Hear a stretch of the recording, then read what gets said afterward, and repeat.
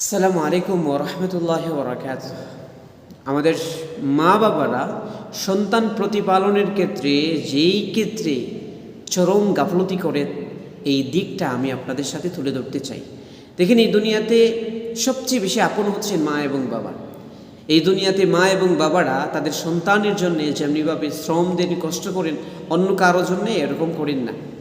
একজন মা বাবা তার সন্তানকে নিয়ে যেমনিভাবে স্বপ্ন দেখেন, ভালোবাসেন, দুনিয়ার কেউ এইরকম এই সন্তানগুলোকে ভালোবাসে না, নিয়ে স্বপ্নও তাদেরকে দেখে না।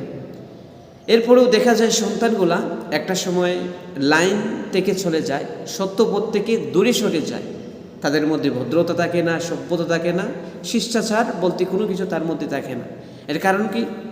এর কারণ হচ্ছে আমাদের মা বাবারা সন্তান কিভাবে ভালো মন্দ খাবে এই ব্যাপারে পেরেশান, সন্তান কিভাবে ভালো ভালো পোশাক পরবে এই ব্যাপারে খুব সচেতন, সন্তান কিভাবে আরামে ঘুমাবে এই জন্যে খুব কেয়ারফুল, এই সমস্ত বিষয়ে খুব সচেতন।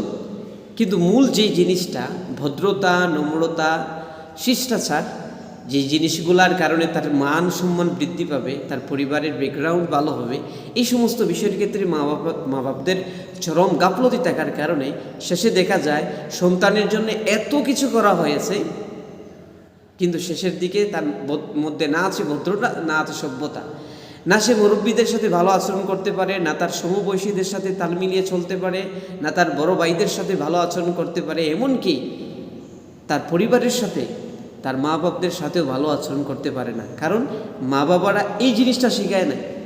শিখিয়েছেন কি? ভালো ভালো খাবার, ভালো ভালো পোশাক, ভালো ভালো নামি দামি খাট, যেখানে তার আরামে ঘুম আসবে, এই ধরনের বিষয়গুলো শেখানো হয়, এই ধরনের বিষয়টাই বোঝানো হয়।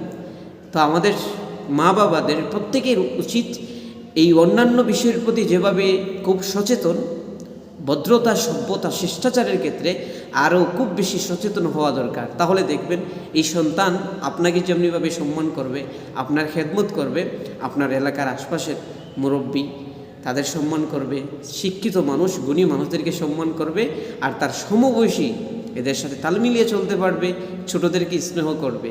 সামাজিকতা শেখানোর অনেক প্রয়োজন আছে। আল্লাহ তাআলা আমাদেরকে এই বিষয়টা বোঝার তৌফিক দান করুন। আমিন।